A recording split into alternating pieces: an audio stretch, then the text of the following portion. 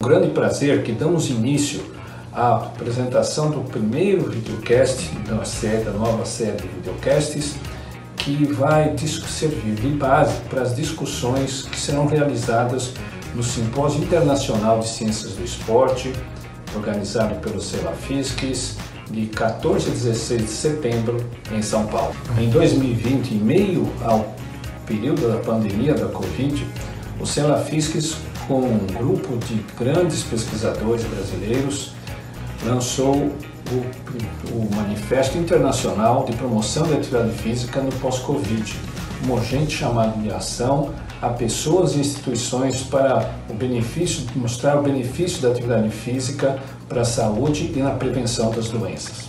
O manifesto elenca 12 áreas para intervenção e que foram lançadas de forma muito ampla na comunidade internacional e nacional, tendo obtido o apoio de mais de 600 instituições do Brasil e do exterior. Com profissionais de medicina, educação física, fisioterapia e nutrição, o Celafisques promove há anos a busca de novo conhecimento, de pesquisa e formação de recursos humanos na área de atividade física, esporte e ciências do esporte.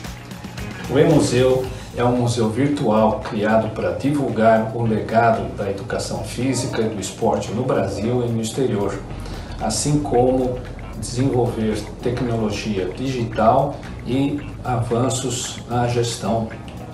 Esta série de videocasts envolve 13 episódios em que especialistas mais renomados vão conversar sobre as atualizações que nós teríamos no manifesto, para que possamos atuar em busca de uma efetividade maior junto à comunidade na promoção da atividade física e da saúde. Sejam bem-vindos ao primeiro episódio da série de videocasts do Manifesto de Promoção da Atividade Física no Pós-Covid, uma urgente chamada de ação. Isto é uma realização do Centro de Estudos do Laboratório de Aptidão Física de São Caetano do Sul, o Celafisques, e o E-Museu do Esporte.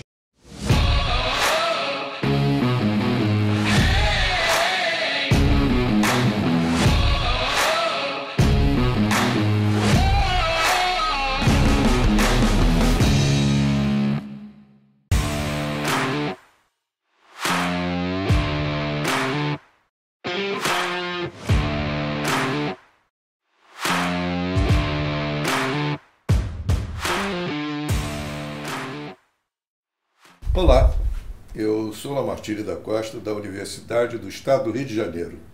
Estamos hoje inaugurando uma série de videocasts. É uma novidade para o Simpósio Internacional de Atividade Física da tradição do Celafisques, que ocorre há 46 anos. Estamos aqui para fazer a abertura do primeiro episódio da série, cujo tema é empreendedorismo e políticas de financiamento de propriedade industrial. Estamos diante de Bianca Camapena, que é hoje a palestrante, e nós temos também como suporte a essa iniciativa o Celafisques, que é o Centro de Estudos de Atividades Físicas de São Caetano do Sul, e o E-Museu. Essas duas entidades são as entidades que dão suporte a essa iniciativa. Eu passo a palavra à professora doutora Bianca, também dando algumas palavras a respeito do que ela faz. A professora Bianca é do Instituto de Matemática e Engenharia da Universidade do Estado do Rio de Janeiro e também professora do programa de pós-graduação em Ciência do Esporte e Exercício Físico. Hoje ela vai, então, assumir o tema que foi anunciado, no qual ela também ensina. Por favor, professora Bianca. Olá, muito obrigada pelo convite do Celafisques. Muito importante esse tema, né, com os profissionais do esporte e da saúde. Então, o empreendedorismo é a forma generativa de mentes criativas, né? É aquele empreendedor, o profissional que não se contenta em fazer mais do mesmo, né? Que entende que uma possibilidade de dificuldade pode se transformar numa grande oportunidade e que novos processos podem ser gerados de uma forma inovadora, novos produtos podem ser gerados e novos serviços podem ser implementados, e esses são adequados ao mercado. Então ele pega a inovação e adequa a necessidade daquele mercado. Ele tira o excesso da obra-prima que já existe. Então essa é a visão do empreendedor, né, no profissional de saúde e sobretudo no esporte, né? Tem uma oportunidade que é latente, claro, com inúmeras dificuldades e empecilhos, mas que são transformados em grandes oportunidades. Então, é essa mente criativa que transforma um profissional para um empreendedor. Muito bem, acho que nós tivemos um esclarecimento do tema, mas é só isso para desenvolver o empreendedor? Não há algo mais? Excelente pergunta, mestre. Tem sim. Na verdade, hoje a gente fala muito sobre a inteligência artificial, né? O que é, como pode ser aplicado no nosso dia a dia enquanto profissional de educação física, na área de saúde de uma forma geral. E muito é questionado se é aplicável, se não é aplicável, quanto é de artificial nisso. E eu agora estou criando uma nova nomenclatura que é a inteligência ISED, que é a inteligência socioemocional digital. É a capacidade que esse profissional tem, sendo empreendedor, de pegar o digital, associar a socioemocional. Então, esse profissional, ele tem habilidades sutis, que a gente chama das soft skills. E essa habilidade, aliada ao conhecimento das circunstâncias, faz com que ele pegue e escale isso. Então, ele é um profissional que tem uma visão em rede. E aí o digital entra para facilitar ele, mas é como se a gente estivesse alinhando o touch ao tech. Então, a artificial da inteligência é o tech e o empreendedor, ele necessita do touch. E essa junção é o ISED, é essa inteligência socioemocional dele aliada ao digital. De fato, a inovação é uma boa ideia. É um grande caminho.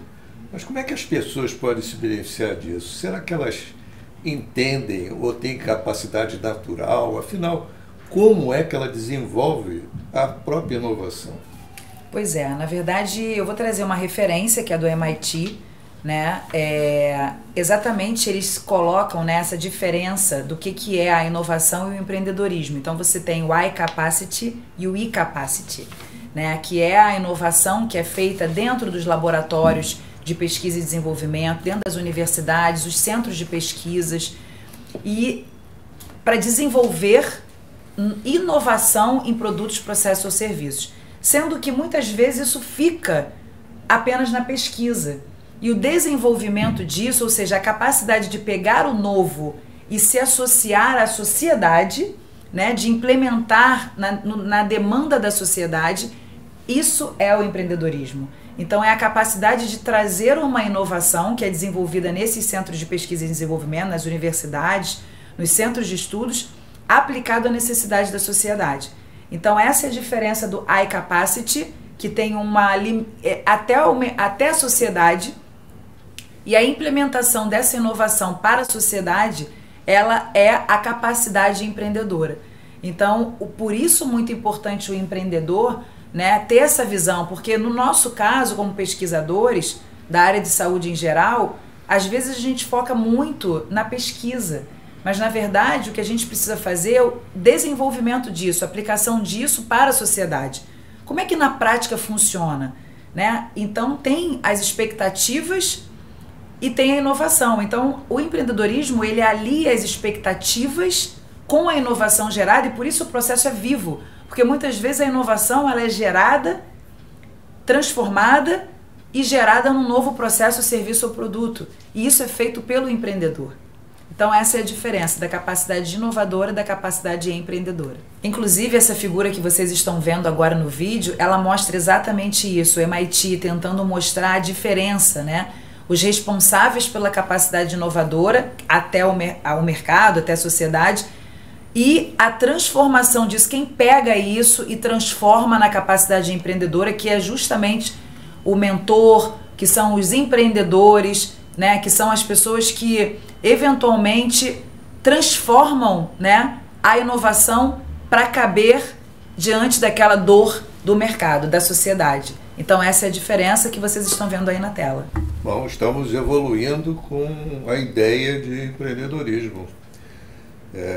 Percebe-se agora que ele envolve várias áreas ao mesmo tempo. Como é que ele desenvolve essa capacidade? É na improvisação? É na medida que os problemas surgem? Como é que ele faz? Ele é criativo? Ele desenvolve? Pode desenvolver esse tema, por favor? Sim, com certeza. Eu trago de novo uma imagem do MIT mostrando essa sociedade em rede. O empreendedor, ele não trabalha sozinho e não existe um líder no ecossistema do empreendedorismo. Então você tem a Hélice Tríplice, que por muito tempo em Herzkovitz falou sobre ela e fala sobre ela, né, que é a tríade do governo, da iniciativa privada e das universidades, mas o MIT traz dois outros stakeholders para implementar isso. Então, é a própria sociedade, com os projetos e demandas, e o empreendedor. Então, na verdade, a gente tem um ecossistema de pelo menos 5 stakeholders com demandas específicas, com potencialidades específicas, e o empreendedor, ele tem que ter essa arte de manejar com as potencialidades, né, extraindo o melhor de cada um desses stakeholders. Então, essa capacidade de visão em rede, de entender como a sociedade ela é conectada, é o empreendedor quem faz, né? Extraindo o melhor do governo, o melhor da universidade, o melhor da iniciativa privada para conectar a sociedade. Continuamos evoluindo não somente com a questão conceitual, mas a parte de operacionalização, que a gente já sabe que são várias áreas, contabilidade, por exemplo, e várias outras, né? Gestão. Muito bem. Você considera, então, esse como o maior desafio do empreendedor? Reside aí nesse ponto o maior desafio? Como é que você desenvolve isso? Sim, porque na verdade quando ele está frente a frente com uma grande necessidade, ele precisa desenvolver outras habilidades, técnicas inclusive, comportamentais e atitudinais.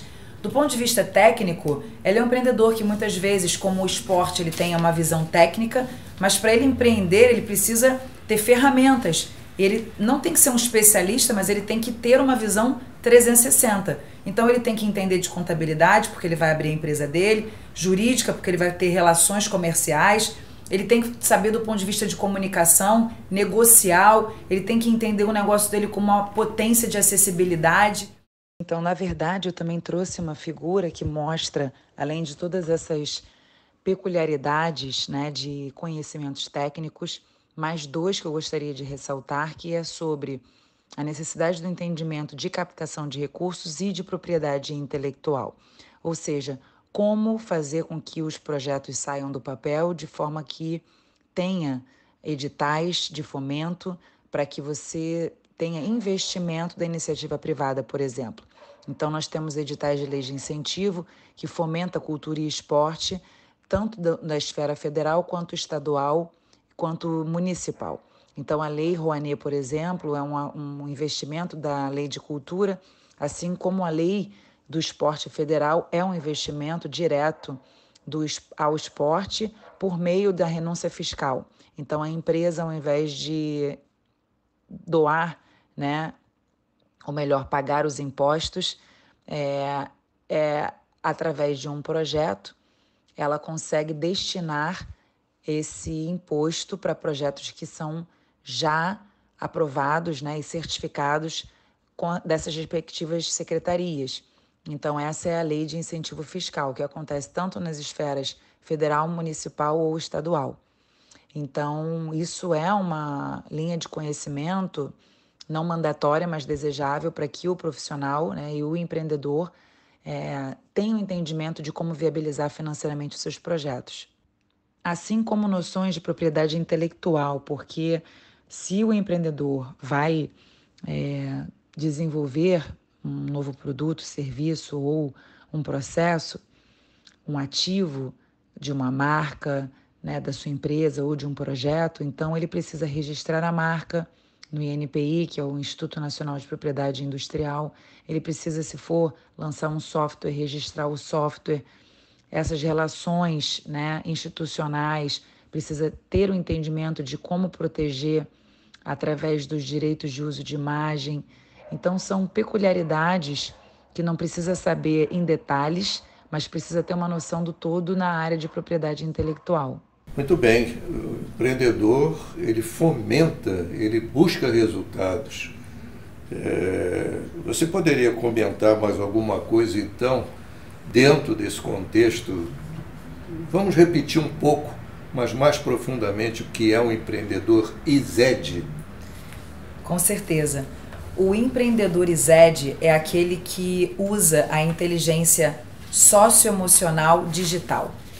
Aliado à inteligência artificial, ele se coloca no mercado, na sociedade, de uma forma diferente, ou seja, ele usa a capacidade e habilidade dele de se relacionar com uma soft skills, que a gente chama, né, que é uma habilidade intrínseca dele, que é desenvolvida nas relações, aliado a potencializar isso em rede. Então ele usa o digital para potencializar uma atividade que ele faz com um cunho socioemocional. Então o empreendedor é aquele que alia a inteligência artificial em loco, numa perspectiva dele se tornar diferente no mercado, porque ele simplesmente entende o que o outro precisa e adequa as necessidades do outro dessa inovação.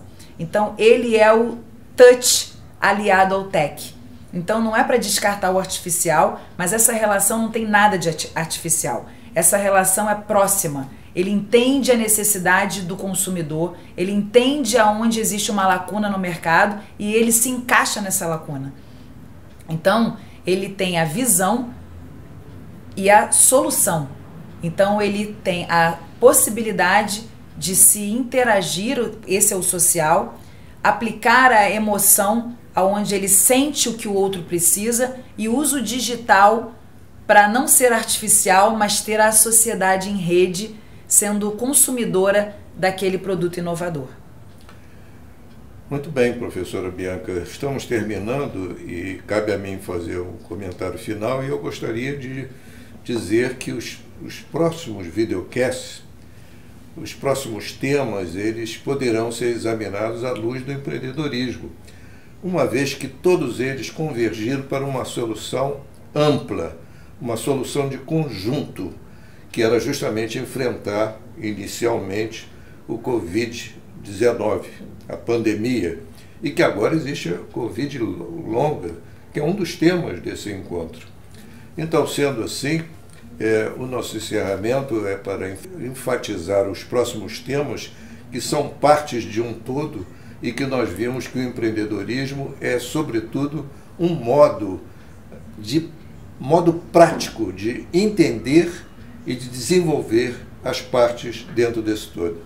Muito obrigado pela atenção de vocês. Muito obrigada também pela participação e seja você um empreendedor.